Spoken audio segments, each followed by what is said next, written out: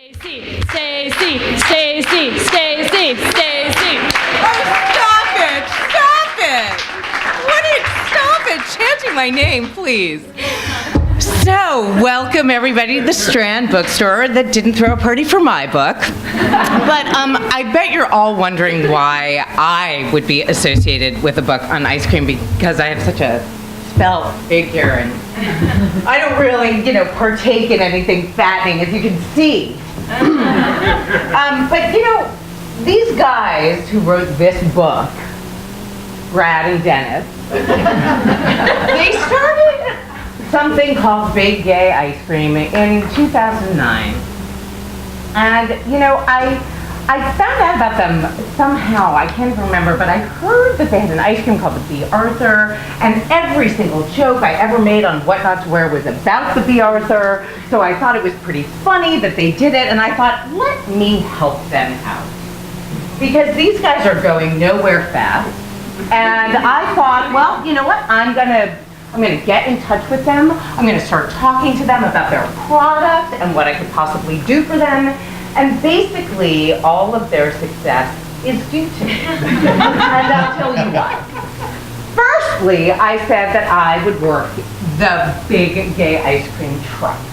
And you can imagine the masses that would come out for that. Unfortunately, Hurricane Katrina got in the way. Not Katrina, Irene.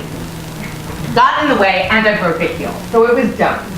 Couldn't do that, but they had already publicized it. And already, millions of people started to pay attention just on the basis that I was going to be in the truck. And then I came up with a name. Now this is really what I'm quite famous for. When they started introducing new product, they made a sauce. And I texted Dennis and said, you should name this Awesome Sauce. And in fact, they did. And that was where their claim to fame really started. Also, they took pointers from me. Oh, this is the book. And look how pretty it kind of matches my outfit. Nice accessory. They took pointers from me and, they really did take pointers from me. Even the art direction is like my book. All right, well, whatever. We can talk about that later. But I basically just helped them, I crafted their image for them. I mean, not just at the stores, not just in the products, also on social media. Dennis would tweet something or Brad would tweet something and I would retweet it, and it was just amazing because the amount of followers they got just got bigger and bigger.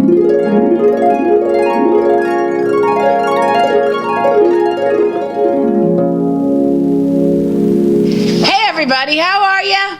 This is God. I was really hoping to be there in person, but the humidity up here is nuts, and my hair is seriously huge. Even God has bad hair days.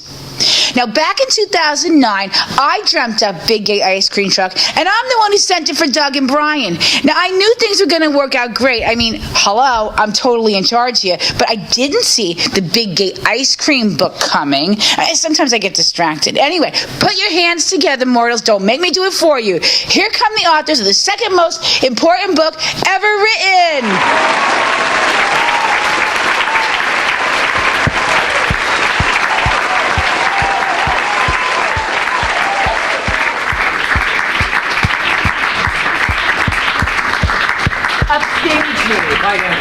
Stephanie, it's a pleasure to see you again. Great to see the two of you. So the book. Do I need this? Can you hear me? I can hear you. Can you hear Brad? Okay, the book, Big Gay Ice Cream. Before we get to the book, talk about how the whole concept of being gay started. It really started with my butt. From there on in. Get it? Got it. Now the question is... Actually, I have a pseudo honest answer. One of my earliest memories growing up was my mom was a single mom, and we would come home from school, she would come home from work, And every night she came home from work, and the first thing she did was she took off her shoes, she kept her pantyhose on, and played albums for us to dance to. Like, Sorry I Missed You All Day. And the thing I remember most dancing to was the Donna Summer double album. Wait, was that the one where she did a duet with Barbra Streisand? That's the one where one whole side of one of those albums was a duet with Shut Barbra up, Streisand. because I used to dance to that in my living room, too. And we would dance, and then we would have dinner. And I think I hold her responsible. Okay, for I have a things similar thing. Now that you talk about it, it was definitely third grade because both of my sisters were in college by then. The two closest sisters to me, Janet and Nancy. And I remember that when they would come home on Saturday nights, my parents would go out to eat and leave them to babysit me, which one night resulted in them giving me a home perm.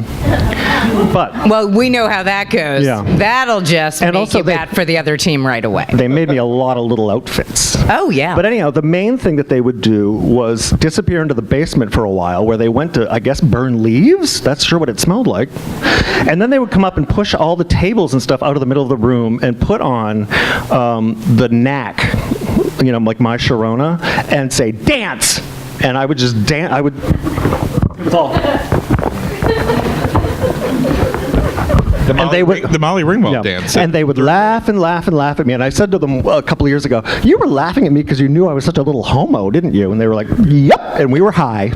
Okay, so we've got to the gay part, and now we need to understand the ice cream part. I mean, one could argue ice cream is gay, but I'm assuming there's a bigger issue here for you and Big Gay and ice cream. We actually get asked that a lot. Some variation of... Sorry, I'm not original. No, is the ice cream gay? Is the truck gay? Will it make you gay? I said, if the ice cream could make you gay, I would be giving out to a lot of people. But Don't get distracted by the dog, I'm Brian. sorry. The mystery dog. yeah. Gizmo, any thoughts? It's a really cute Treats. It's a really cute dog. Stacy taught us how to accessorize. So, all right, so But yeah, getting back to your question, where did ice cream from? It started with the class slut in the opening of the book. oh, a class slut. All right. Hi, Where Ren. is she? She's not here. She's not allowed. Bertha raised her hand. The class slut is my dear, dear friend Andrea, who I went to Juilliard a little bit with. I was mainly the orchestra manager, so she was technically under me. And A student at the time. yeah, she was a student. And she was an excellent flutist, and she was from Isn't around... it flautist? Just Flute- checking. Whatever. Leave this to me. I'm the one who went to Juilliard. And so Andrea, when she was at Juilliard, she was a really interesting one because she sold ecstasy and went to Korea and Japan during the summers to strip. Yeah. Yeah. She sold like credit card numbers and shit like that. She hustled. And so she started driving an ice cream truck, and she said, oh yeah, I go to Midtown and I hustle all the tourists. So the guys that own the ice cream truck really dug Andrea, and they wanted her to bring in more hustlers. And I saw her Facebook post and was like, whoa, I'm going to go hustle. No, it actually was more like, I want to go work on the streets of New York City and possibly die. It was a death wish thing. It sounded really, Very really midnight terrifying. cowboy. Yeah, without Dustin Hoffman dying in the It was a back very of the happy bus. time of his life. exactly. So yeah, so I got the chance to have an ice cream truck, and then Brian said, well, you're not just going to go out and do a Mr. Softy truck and serve cherry dip. We're going to rethink it. Yeah. So we thought, well, Mr. Softy trucks have been doing the same thing for however long they've been around, and there's so much more to dessert, particularly going out to eat. You can get amazing toppings and special ice cream flavors and stuff like that. So we just started, we knew that was the mission then. Turn an ice cream truck, kind of flip it around, bring it into the 21st century, and have fun with it. And And you started with the truck, right? yes, we started with the truck, and the idea of what we were going to do and the process of creating a menu for the truck actually took place probably before the name happened. And we would do things like go to Klustian's and just buy every condiment we could find there and taste test them with our friends. We would buy 10 different types of olive oil and put them all on ice cream and say which one was your favorite and why. To replicate soft serve at home, we would buy Breyers or Edie's and just whip it up in a bowl. Whip it good. And that's how we kind of honed down into a menu. The name, it's really strange because so many people think there was a massive marketing scheme behind it, and Like an aha moment. yeah, it was an offhanded like market research. Like we went out and studied that the gays were ready for ice cream, and it was an untapped market, which was turned out to be the furthest thing from the truth. I remember one time this big. Steroided up Chelsea guy came in. Like you could practically see the back knee through his shirt. It was a mess. And he said, "What do you have that's non-fat?" And I said, "Nothing." And he said, "Well, how can you be the Big Gay ice cream truck if you don't have anything that's non-fat?" And I said, "You've shot horse steroids, haven't you?" And he kind of went, "But I still can't have any fat." So whenever we go to the gay areas, it's a dud. We just did the southern tour, and every city had a 2-hour line, and then we let them put us in Atlanta in the gayborhood, and we just sat there looking out the window. It was complete.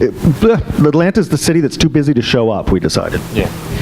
As opposed to its real nickname, Too Busy to Hate, but that's another story.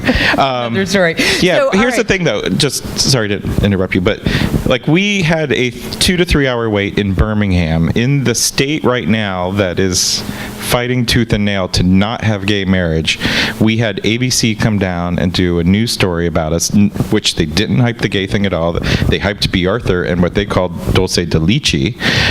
Dulce de leche. Also interesting, but that's a new flavor, Yeah. possibly.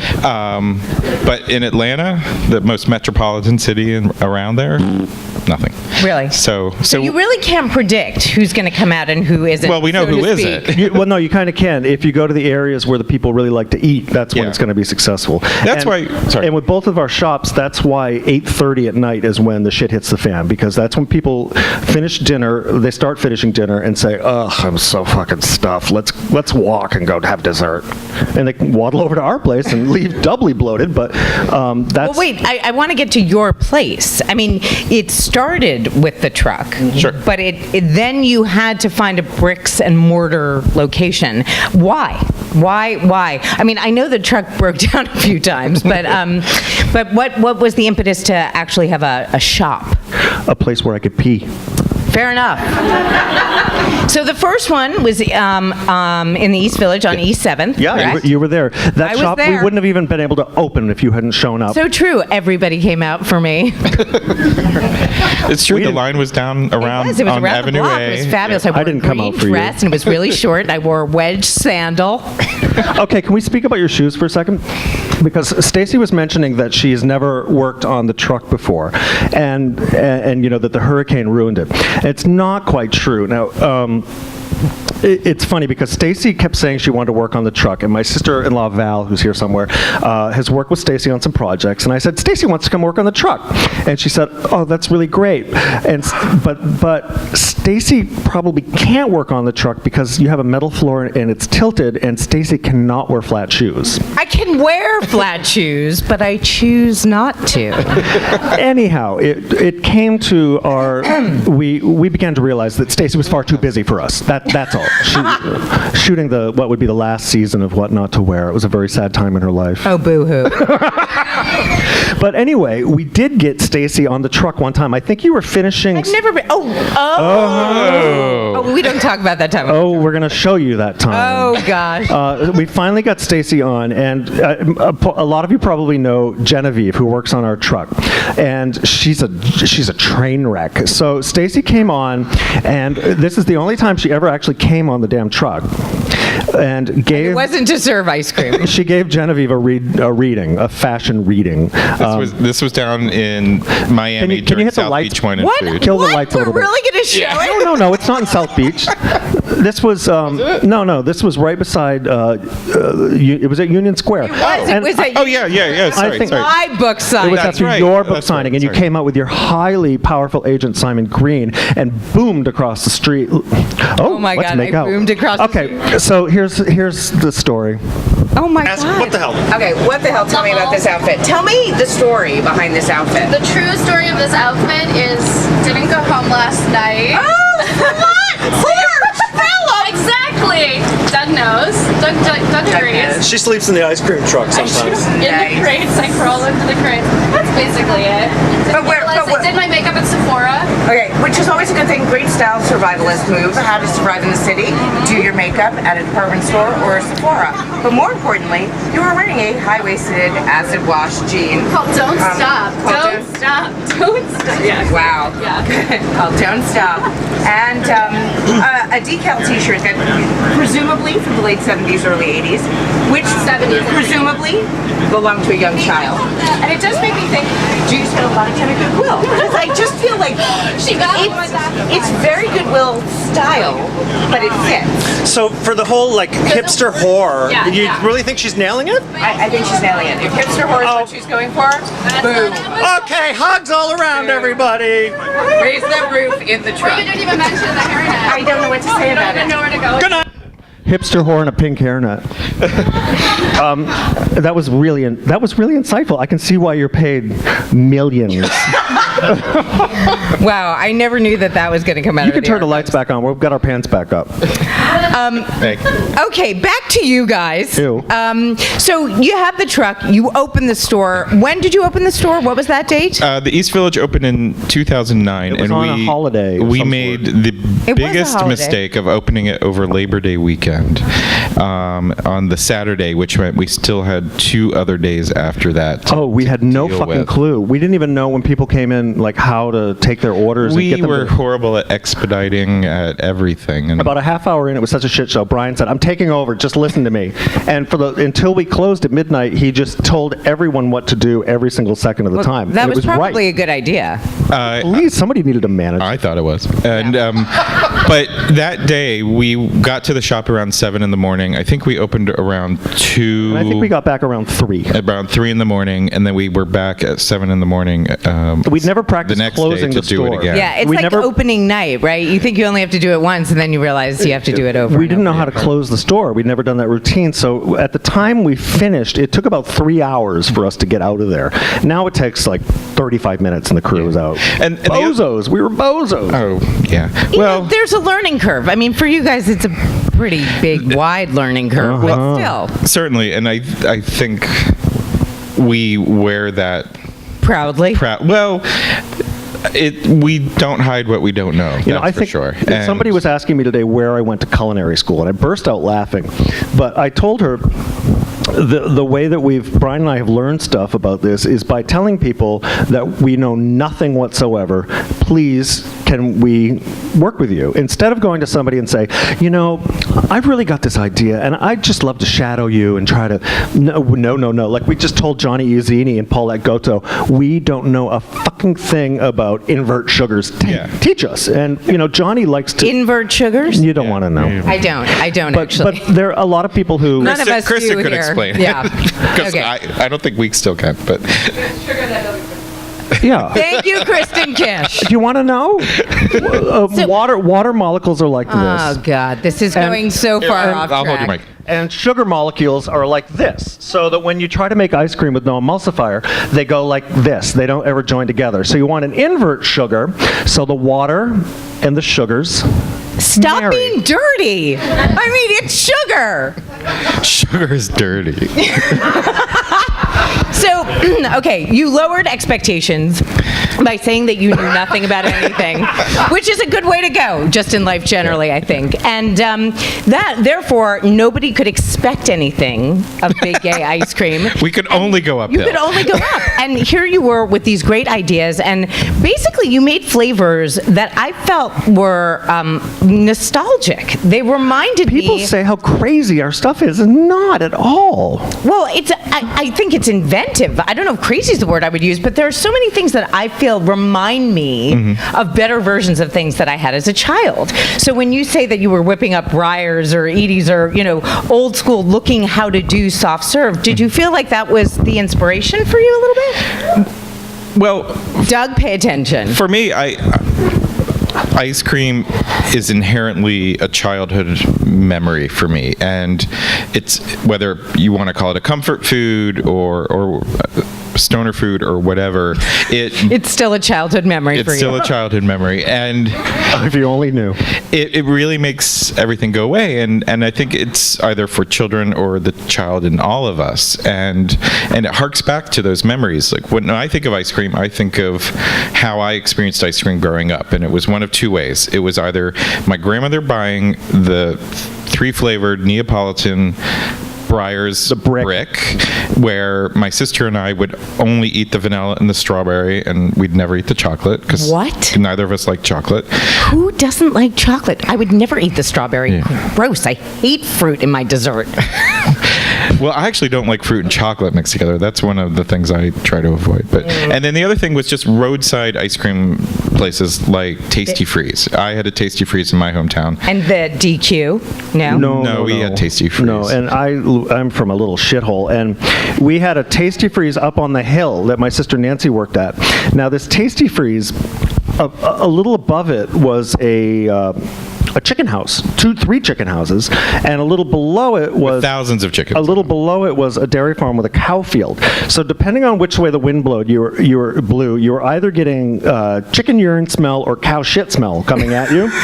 and so we would pick the days when the wind was coming from the north, which was straight down, because otherwise the ice cream tasted like methane or ammonia. And my sister Nancy worked there, and they would call your name out when your cone was ready. And she would always mortify me. So by calling something out, your huge ass cone's ready, Doug. So I always had this fantasy of having my own soft serve machine so that I could get it for myself without any shame. Okay, which you accomplished. Sort of. And then you opened another store on 7th Avenue South, right, in the West Village. In the West Village. Does that cater to a different clientele than the one in the East Village? The East Village doesn't have any schools right by it. And so when we opened in the West Village, it took a little bit, but we started this promotion of little cones for little kids, and now the place is a zoo after school, and the East Village one doesn't get that. The East Village one gets a lot of heroin addicts still. Yeah. Well, I did actually shoot in the West Village location for my show Love, Luster, Run. And I remember how hard you fought to get that on the air, and remember how the network just took it away from you? They just took it away from me. They just wouldn't let me do it, but it is uploaded, and now you can watch it on the website if you. Oh yeah. Oh. Anyway, so I'm intimately involved with the entire operation, obviously, but you brokered our deal with Ronnie Brook Dairy. You know what? Absolutely, I brokered a dairy deal. We're looking for backers, Stacy, and since you make millions doing your show. Just toss us $300,000. Okay, so don't be a bitch. Well, actually, isn't that the point of the book? Can we get to the book? The book, we're just hoping to recoup the advance. That's all. That's it? Yeah. Okay. Kate, where's Kate? Do you think it'll happen? Of course. Yeah. Well, it took them 3 damn years to make this book. I mean, even I can write a book faster than that. So I want to understand what you were doing all of that time to write this book. Oh, just sitting around thinking about you, Stacy, and what you would write if you were doing our book. It is interesting that I am in the book in several places.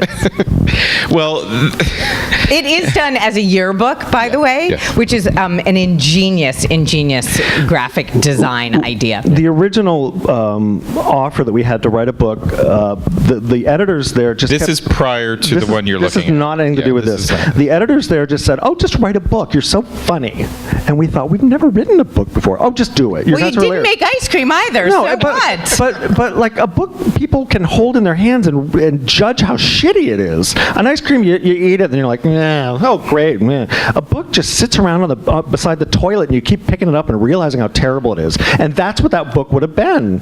And finally, Bryan and I just said, we're not ready to write a book. We need a we don't know about invert sugars. We got stuff to learn. No, honestly, we had stuff to learn. We had no stores at the time. It was when we were just a truck and a other publisher approached us because we were popular, and Oh God. and we didn't have really anything to sell. And in hindsight, it was the best thing that we did was walk away from that. Aside from not really vibing with the people or anything like that, what it did Vibing is important. Yes. What it did do for us was get us making our own recipes. And we wrote a slew of recipes, toppings and sauces and ice cream and everything. Like awesome sauce. That was one of the Actually, things. yes. Brian was at work, and Brian hates plain chocolate, like you said. So I was at home, and I thought, I'm going to try to come up with a chocolate sauce that Brian would actually tolerate. So for a couple of days, I made batch after batch after batch, and Brian sort of gave it a seal of approval. And it sat around until we had the store, and Brian said, okay, let's add that on. And it really was the day we were getting ready to write up spicy chocolate sauce that Stacy sent a text and said, name something awesome sauce. So it really was kismet. Stacy really is incredibly important. So You won't get any argument from me. But what walking away from that original book deal did for us, and having a whole slew of recipes, coincided perfectly with the opening of the East Village store, because suddenly we had a space, and at the time what we looked at as a kitchen, as opposed to 200 square feet of space, Right. to work with and really present to people and take the business up a notch. When we opened the West Village shop a year later, that's when we decided that we wanted to keep going with that process. So we wanted to move everything to be in-house as much as possible. We wanted to drop using commercial toppings, except for like name brands that we like Biscoff and or Nilla's or Tang or whatever. Tang. Yeah. Tang, Dang. Well, it works though. It's a creamsicle shake. Okay. That recipe is in Big Gay Ice Cream book. yes. And So then for the next year, yes. we decided that we needed our own ice cream and our own proprietary ice cream. That was the core of our business, obviously. It was what we needed to do. So we had started working on ice cream recipes from the previous book, and we were looking at how to parlay the vanilla ones and the chocolate ones into soft serve. And that's when we were fortunate enough to be introduced to the owners of Ronnybrook, and now they make our ice cream for us. And so the book sort of follows our progression. The first quarter of the book is putting stuff together, and that's freshman year. And we realized that most people, certainly with ice cream books, the first thing in an ice cream book is how to make a custard. And making a custard base isn't all that hard, but it's really hard to learn from a book, and it's sort of oppressive. So It sounds hard too, Yeah, because fear of scrambling you eggs. scramble the fear eggs, of and then you doing have to. this. Yeah. So, I said to Brian, the last thing I want to do is for people to have to learn custard right off the bat. So he said, let's do the most basic stuff at the beginning, and finally, by the time you get to the last section, you make a custard. But by then, you've hopefully made a dozen or two different things, and you've either gotten the balls up to make custard, or you say, oh, you know what, I'm happy with what we've done in this. And it also follows. Is this like the duck recipe, like the Julia Child? Like you have to work up to the duck. In order to bone a duck, you've got to really work up to it. Have you boned a duck? Listen, I don't touch food. I don't know what to do with food. I've boned some chicken. Yeah. Okay. The French are weird people. I don't get into I mean, I'm just curious. So what you're talking about when you say that freshman year, we're talking about this in the form of a yearbook. Yeah. It's basically what you learned each year. It's, More or less. Yeah, I mean, and in a way, it follows our own business trajectory too. When we were the truck, it was store-bought ice cream and store-bought toppings, and it was more about how we married the two in unique ways that weren't Mr. Softy. And then we started making our own stuff and combining those into sundaes and shakes and stuff like that. And then once we felt like we were actually proficient and knew what we were doing, we decided to make our own ice cream. And I guess my next question would be, did you make the ice cream first, or marry the store-bought ice cream and store-bought toppings, and then come up with the names? Or did you know that you wanted to name something B. Arthur No, first? in fact, when we started, we had no idea that people named things. And I kind of hate going to delis and ordering the Joe Namath. I think it's really arbitrary. And so we just called, the cone that became the B. Arthur, we called it Nilla Wafers and Dulce de Leche. And then we started calling it the Ugly One. Well, first- Then we started calling it the BuzzFeed, because it got on BuzzFeed. read. Yeah. And then we went on Twitter, and somebody said the Golden Girl to B. Arthur. And that was the first time we realized that you ought to name something, and that people would rather say that. The next example... Oh, rude. The next example was we were making a chocolate ice cream sandwich with bacon in the middle of it, and I couldn't figure out what to call it, so I went on Twitter, and somebody suggested the pig cream. Well, these were Twitter contests. You were Yeah, it was a throwing Twitter them out. contest. Name this thing. So when I mean, somebody... thank God for social media, because you guys started in 2009, which is really when Twitter started to take off. Yeah, but people naming ice cream was not a forte that summer. Pig Really? cream. And so I said to Brian, okay, let's let everyone submit their names, and we're going to call it the Choink Witch. Yeah. So, yeah. Yeah, and now it's dead, thank God. So our contest was just a big Yeah. facade. It was a big ruse. Sometimes contests are rigged. So, okay, what made you decide, Yeah. right, at this stage, having done all of this work, don't make a custard, you want people to feel comfortable with the book, that you started this whole yearbook thing with personalities? I, by the way, am in the book as most likely to succeed. Still working on that, aren't you?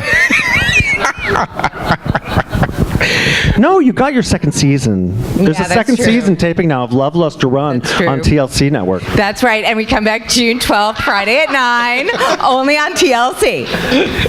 Well,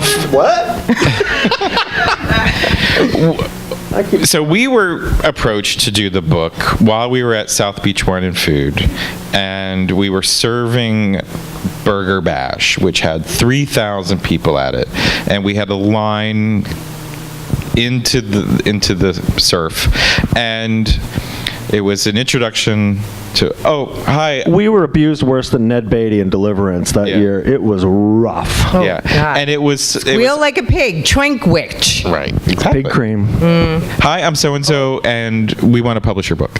And we, since we had been fresh off of not wanting to publish a book, hadn't really thought about it in a while. We were focused on opening our shop, and then obviously the line of people in front of us. So we were like, yeah, that's nice. Next, and wasn't really paying attention to it. And then A couple of weeks later, it was like, no, this is for real. Yeah, and we need Do it to now before they forget about you. Exactly. And you have 2 weeks to put together a proposal and submit something. What would your book look like? And keeping in mind that our prior book negotiation didn't lead anywhere, so we had no idea what that book would be. And we thought, okay, a book proposal must be like paragraphs, and you write about what's going to be in the book. And we had more of an idea what the book should look like than what a book proposal should look like. Right. So we brought in a friend of ours who ended up being our co-writer, Rebecca. She worked for the Village Voice, and She was our wrangler. yeah. So she made our blathering sort of coherent. Exactly. So we would hole up in the West Village basement with a flip chart and just brainstorm recipes, categories, themes, like how do we even turn this into a book? We didn't know where we were going or what we wanted to do. Ultimately, that's when the idea of keep it simple, stupid, came into play. Let's start with the easiest thing. All three of us knew we didn't want to do the custard recipe on page 2. So, and then it was like, oh, well, it kind of follows our truck. We started not knowing anything, and now 4 years later, we know something. It was almost like early on, we were Ice Cream 101, and it was like, Ice Cream 101, high school, yearbook, and everything else fell into place. So we threw anything and everything that reminded us like high school into the book, and superlatives were a big part of it, like most likely to succeed. Yes, superlatives, like most likely to succeed, and also an exclamation point. But the reason that I was handing it to you is I was curious. I mean, I'm looking at the book. I was looking at it earlier, and the fact is, it's beautiful. I mean, it's beautifully designed. The pictures are amazing. The photographs are stunning. It is easy to understand, and yet it's so dense. So a recipe book that's this dense, I mean, you can use this for a long time. Right. Or if you want to speak to it. But no. Well, Okay, or don't speak to it. No. For us, we didn't want it to be like any other ice cream book, and that How was do you important do to it- us. Aside from the yearbook and not making custard on page 2, what distinguishes this book? Well, I hate to say it, but I think that is in and of itself a big part of what differentiates it. And You don't have to go and learn these incredible, or daunting basic skills first, and that's the point of the book. And it reads that way too. I mean, I love cookbooks. I have hordes of cookbooks, but to be honest with you, I don't cook out of any of them. And whether it be because I have a small little apartment kitchen, or I'm not going to cook anything Thomas Keller makes. It's food porn, and it's a coffee table book more than anything else to me. And it's something I enjoy flipping through and learning from. And we wanted to find out, well, can you combine those two? Can you actually use the recipes you search for online tend to be the ones you actually cook from, not from a cookbook, at least in my experience. And Pinterest too, right? Yeah. I find that a lot of people use that as like a recipe card box. Oh, I was going to put this thing on Meerkat or whatever that one is. What the hell is Meerkat? It's live streaming or Oh, something? right. Gross. Yeah. I So don't know. everybody's talking about Meerkat and Snapchat. I don't like going I'm out too old live. for that crap. Yeah. You know, one of my mantras, which comes to play in the first part of this book too, is I think that the pint of ice cream is a really, really satanic tool. I think that having a pint in the freezer is absolutely horrible. You know, when we were kids, Brian and I both, there was a brick of ice cream in the freezer, and you took 2 scoops out and put them in the bowl. Then you put chocolate sauce or peanuts or whatever on it. You actually made something, you know, even though it was just a little basic sundae. And then you sat and ate it, and then you were done. And with a pint of ice cream, you grab it like this, and you sit down, and you turn on, you know, The Good TLC. Wife. You turn on TLC. Thank you. I was going to be like, if you say The Real Housewives, I'm going to pop you. And you're watching. get me started on You're Bravo. watching Stacy London help these people undermake themselves because they're all done. They're just too complicated. And that you're so engrossed. You're so engrossed with what Stacy London, or someone like her, no, Stacy London, is doing on the screen that before you know it, there are 3 bites left. And you say, If that, right? No, there are 3 bites left. And you say, I'm not going to finish the whole thing. And then you put 3 bites back in the freezer. So it's a combination of the size of it and just how densely sweet it is, because I think that I love Ben & Jerry's, but they have changed our palate for ice cream because it's so sweet. You know, you don't taste anything except sweet most of the time.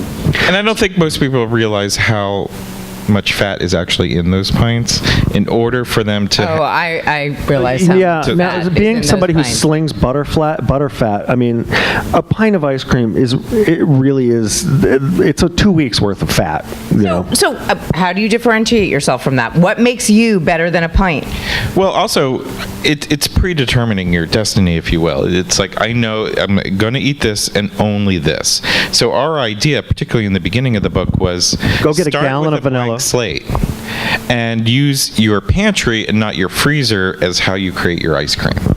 So I will say, I got a humble brag about something though. When it comes here to we go. when it comes to portion control, people used to come up to the truck and say, "Give me a real big salty pimp," and I would say, "I only make them one size, but I'm going to give you one, and if you want more, come back and get another one." And no one ever said more, and that's when Brian and I discovered that an ice cream cone ought to be a size. It ought to be a certain size, and if you make them huge, by the end of it, you feel disgusting. So it was better to leave our customers wanting one more bite than leave them waddling and rolling away thinking about how much pain they'd been in. So I'm not going to say it was a humanitarian gesture, but But it was close, and they are on the short list for the Nobel Prize. we couldn't even win a fucking shorty last week. But I actually think that that's really smart, because I think that part of the problem is that people do have a tendency to associate dessert with something bad, right? Or that it's like this, you know. or this you're drowning in your sorrows. Right, you're drowning in your sorrows, or you're celebrating, but the minute that you eat too much, you feel terrible. You're celebrating or menstruating. I learned that too. Oh, when a group of like 6 or 8 women would come from the office and say, "We're all here for Monday Sundays," which has Nutella and chocolate ice cream. The biggest thing we do. And a couple of times I said, "You're synchronized, aren't you?" And they were like, "Yep." And give it to us or we'll kill you. And so now you also have this like incredibly famous following. I mean, there's me. And then there's Anthony Bourdain, who wrote your foreword, and I didn't. But tell us a little Your bit about... assistant said you didn't have time, Stacy. Well, that is true. You were But- busy shooting the final season of What Not to Wear. But do tell, I mean, how did you start to get this kind of really, actually more celebrity chef you want to know about the following? night we met Bourdain for the first time? Because it's pretty good. Yeah. What's her name? Bethany. Okay, well, back up a little bit. We're at So we Barney's. were at Barney's for one of their parties that they cookbook do launch. after hours. It was Lee Schrager's South Beach cookbook launch, and we were there. You had been conversing with Otavia through Twitter, Barely, a little bit, barely. Anthony's wife. Yes, but your in for that was you both had an affinity for the smell of urinal. No. Otavia managed a restaurant, and the boss there loved the smell of urinal cakes and would put them around the restaurant.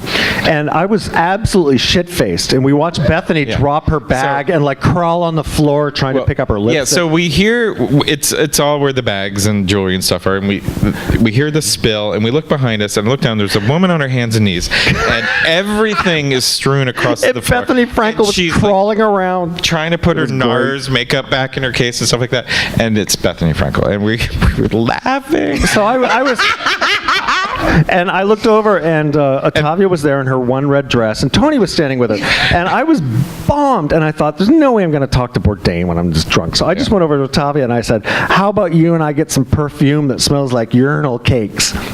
And Tony looked down like, what the fuck are you? And that was it. She's kind of like, yeah, let's do that. And we pretty much ignored him. I didn't. The three of us were. We basically pushed him aside. Yeah. And Tony loves talking about Tony, and when somebody prevents that from happening, he actually gets kind of turned on by it. So the fact that we totally ignored him piqued his interest, and we were driving home, and suddenly we got a tweet from him like, you were the guys who wrote that Guy Fieri article, Sweet Slam Guy. Yeah. And Tony, whatever. Which he would always adore. So about 15 minutes later, Otavia sent her number, and she's like, okay, we're all hanging. And so that was how it happened. We got shit-faced, ignored Tony, and then he asked us out. Yeah. So the next time we met, it was at a Midtown sports bar to watch UFC fights. And the hood of my car was smashed in because the garage hit a bicyclist when they were going for whatever. Yeah. So sorry, this is totally digressing from the book. I feel like we're diverging Let's from just the finish. path. Yeah. Okay. Bye. No, but seriously. But yes.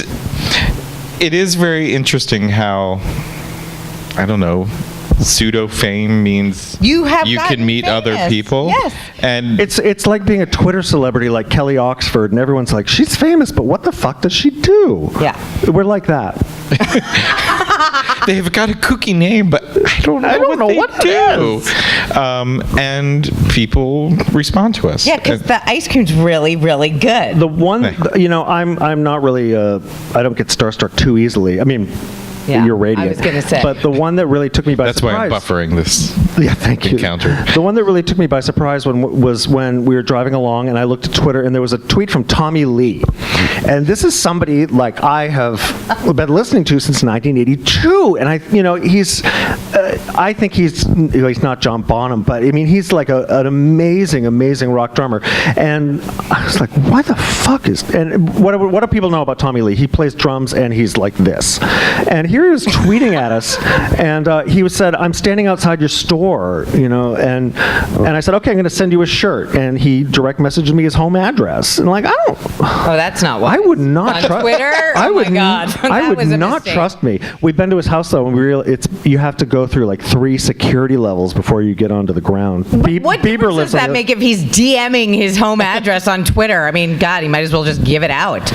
I like to think it was a special moment. All and right, that this sorry, was the sorry. first time he had Ruiner. ever done it in his entire life. Yeah, okay, sorry. I'm just saying, I mean, with the internet now, you can hack anything. Yeah. When he emails, he calls us his creamies, which is disturbing. But the sweetest thing, he's a man child. He's the Tommy is a nicest man person child. ever. When you go out with him, it's like going out with a 14-year-old who is like a junior discovering master everything. chef in a way. Yeah, I mean, when we went out with him, we took him to a restaurant, Son of a Gun, in L.A., and every single course that came out, he was like to the waiter, "Wait a minute, man, tell me what everything is in this." Wow, that waiter must have been so pissed. No. I'm just curious also, you're talking about going out with celebrities and stuff and doing, but I noticed a lot. You want know what we're doing later, right? Yeah, We'll but- talk We're about too it busy, offline. Stacy. Yeah, no, Not tonight. I know. I realize that, but I'm also curious. I mean, if any of you follow these guys on their social media platforms, you are real foodies too. I mean, you go out a lot. I noticed. Well, Yeah, because we're pigs. And we've discovered where some of the best places are, and also some of the cheapest places. Like before Twitter, I didn't know about the Red Hook Ball Fields, which has the best food trucks in the Northeast. I've been to them. Have you? I have. Did you eat anything? No. Yeah. And another example in L.A. outside the bar Fault Line is this little woman from Ecuador who makes the Rosie. best hot dogs in the world. So, we've been to La Bernardina, Donnie can we've been to troughs to eat, and it's fun. But does that all come about because of your adventures in ice cream, so to speak? No, I mean, Brian used to travel a lot for work, and every time he went somewhere, he sort of made an a itinerary. lot of research. I did a lot of meeting and event planning and did conferences around the country and stuff like that. So if I wasn't planning the menus for those, I was planning, well, I've got 3 days in Phoenix and Scottsdale, well, then I have to go to Pizzeria Bianco and all these other places, and that was where I felt my love of food actually came from. Growing up, my parents were cops. I never saw them because they worked overnights and they slept during the day, and I ate microwavable meals all the time. But so I felt like finally I'm experienced. I know the world now because I don't know. I know what. well, you know it through food. Yeah, exactly. Which is a great way I to know what pad the thai world. is. I must be the And smartest person in the world. I used to travel with orchestras, and I remember I was in South Korea, and we were trying to find a KFC, and I thought, this is bullshit. I've been to Asia twice now, and I've never. I need to dive into this. This is like an amazing opportunity to be in these other countries. And you were not looking eat. for a KFC. Yeah, and I was looking for KFC and traveling with peanut butter, and I thought it's time to just eat whatever people put in front of me, and that's how we found what to put on ice cream. That's how we've eaten crickets and I've eaten raw bison, raw cow, I've eaten Horse. raw deer, raw horse, and you know Foie what? gras double down. I don't like foie gras, but okay. I'm using examples. But both of us just learned to, it's what your mother always said: eat what's put in front of you. Or don't. But I just No wanna- stuffed peppers. I do want to wind this up, obviously. But one of the things I do want to ask both of you is, what is your favorite part of the book? Do you have a favorite part, a favorite picture, a favorite recipe, something? I mean, aside from me being most likely Wait, to succeed. our photographer Donnie is here It's in the somewhere. back. Donnie, hold up your hand. And Donnie started doing photos of us just for the hell of it, basically, when he was a mere child. And so all of the photos in this book, and this is something I can't imagine other people ever have the luxury to have. we were But very fortuitous. this book dates back to 2009 to 2013, and Donnie took every photo in this, and Bless that's you, one of the Donnie. that's one of the reasons the book has such great continuity. Yeah, like day 2, he's been stopping by and taking photos for us. We had to tell him how to push his shutter. It was just like you with us, Stacy. Yeah, it's so Yeah. true. My But- favorite picture. though- Yes, that's what I was going to ask. Your My favorite picture. photo is this one. We I did this hold it ice up while cream you talk B. about it? Arthur, and we tried to photograph this book in 2012, and it was so hot that everything melted the moment we walked outside the shop. It was the hottest day of that particular.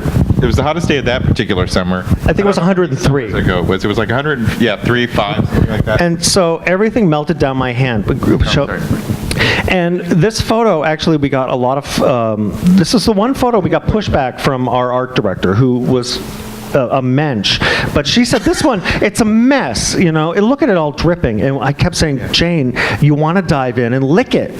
I mean, that photo to me is completely alive, and I want to drive in and devour it before it melts. By the time you get to the book, everything is shot indoors, all of the recipes, and ice cream is all shot outdoors. And we did that very consciously. We wanted to, now that we were at ice cream, we wanted to embrace New York City. We wanted to give props to the city. This is the only city that could have allowed this entity to happen, this whole fiasco to happen. And As we you sit here today. Yeah, and we wanted to pay homage to that. So we photographed in front of kind of iconic and friendly places, like in front of Pyramid Bar, which we all danced to on 1984 nights back in the 90s, and we went to the West Side Highway and did all of our sorbet shots out there. And it's the city, it's the sights, the smells, it's drippy ice cream. The first thing you want to do with a drip, lick it up. So you're tasting these recipes before you've even made them. And that's what we really wanted to convey. My other favorite photo is on page 178. I don't know why Doug gets to choose 2 photos and Brian hasn't chosen any, but okay. This will speak for both of us. Okay, fine. There's a little continuity here. When you read the comic book in the middle, you'll realize there's a blind black guy, which there always should be. And here, the comic book is a little hard to find too. But understand. If you read the book, you'll find it. So this picture here was shot at Ronnybrook Farm. This is Eric, who works at Ronnybrook. This is Kate. She basically runs Ronnybrook. And this is our friend Dave Hill, who is being taught how to artificially inseminate a cow with a turkey baster. Well, there you have it. We wanted this to be a 2-page spread that finished the book. And Random House this was the thing we lost. The only thing we lost in the whole. We wanted it to be 2 pages of Dave Hill's trying to stick a turkey baster into a cow here. It was going to be this photo. And this photo was here. They just said it's not appetizing. And we fought and fought and fought, but we couldn't get it. But that's the one thing we didn't in get. there. It's a very... Yes. So you'll see continuity from the comic book that we continue characters. Everything is this weird mythology. Is this really how the whole thing started or not? And everything. My favorite pieces, and I'm going to give props out to a friend of ours, Kim, are the scienced sidebars that are in the book. And this is what I meant before by saying the book is so dense in terms of just sidebars and the way that it's written. I mean, there's so much more in here besides the recipes. I met Kim at Go-Go's concerts, and she's an actual verified scientist who wears goggles and a lab coat around Bayer Pharmaceuticals or something. Yeah, that's verified. She knows shit. Yeah. So we were thinking about the home cook, and we thought there are a lot of things that people don't know. Like, why do you put eggs in ice cream? I mean, that could be a very justifiable question for somebody. And so, just like school, we have yellow graph paper, we have a little atom, and we have all these science sidebars, and we came up with these questions, and she wrote these, and they're hilariously written, but they're also super informative. Like this one here. It's kind of great that you knew nothing, because then you came from this place of why would you put eggs in ice cream, which somebody might not think to ask, knowing a little bit about cooking or something like that. So it's kind props And this is my favorite Stacy question. London. It's okay. Why does carbonated soda go apeshit when ice cream is added to it? So props to Kim for these. Thank you. Well, props to you guys. I mean, the book is really awesome, even if it took you forever to do. And I want to thank you, and thank you for having me to moderate. It wouldn't have happened without you, Stacy. None of it. So true. Thank you. I would be here in Birkenstocks. Where's Emma? Do you want to go there, or do we want to? We should find some books because my dog probably has to pee his pants right now. Okay. Well, do you guys want to answer a couple questions before you do? If there are questions. If Stacy will allow it. I will allow. Does anybody have any questions for the guys? There is ice cream. Don't worry. You will be getting ice cream. Anything? Ren's in the book. Adam's in the book. Adam. Eric's in the book. You have a question now? Come on. Hello? Hi. How did you meet the hipster whore? Genevieve was one of the other people who were drafted by Andrea to work on an ice cream truck. And Andrea had this idea that everyone would be, all of these girls would be themed. So there was the country one with the apron, and Andrea was the slutty one with She was a madam. She was kind of curating her cadre. So hipster whore Genevieve that summer was known as Punky. And that was her thing. And I was known as the fag. Well, you were missing a few criteria when you showed up. Those guys would have gone for it. One night at that depot, I came back, and all of the ice cream truck drivers were in the office with the bosses.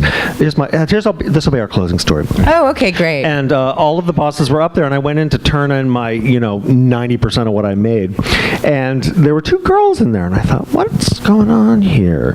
And I left, and then later I called one of the other people, and they said, yeah, one of the guys who works Queens in an ice cream truck brought these two girls back, and we all thought we were going to have a gangbang.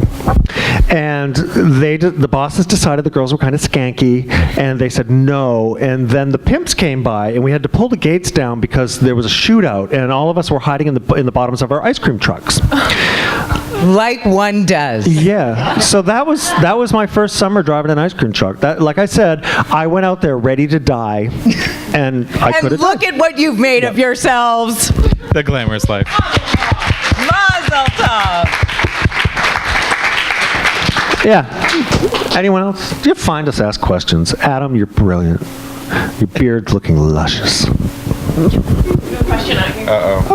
Uh-oh. How did you find all these people to be in the book? Do you They mean? paid us. You're one of them. Oh, the little photos? Yeah. You'll see that each section is separated out by these kind of yearbook grids. This was actually an open call that we did. We had the backdrop created by a friend of ours, Mary Smith. She was one of the cake decorators on Ace of Cakes. Ace of Cakes down in Baltimore, and I had a momentary blankout. It's okay, Brian. And we did an open call, and we asked everybody to come down and take what we called a yearbook photo. They got free ice cream to do it. We had a rolling rack of clothes. If they didn't want to wear their own clothes, some people did. Okay, don't know him, Molly. Adam, don't know. Emily, don't know. Worked for us, don't know. My friend Kay, don't know. That's how many people. Yeah, Gail Simmons. So a Bambi who is back there and looking Gail luscious. Bambi, you do look luscious. I do want to say that Gail Simmons is the homecoming queen. Am I right? Yes, she is. What would you rather be, Stacey? And I don't know. You could have gotten both. I mean, I could have been both, actually. But I mean, the homecoming queen gets the tiara or the crown. I think class slut. Shall we sign books? I think you should sign books. All right, on behalf of the Strand, thank you all so much for coming out tonight. Thanks to the guys and to Stacy. We do have additional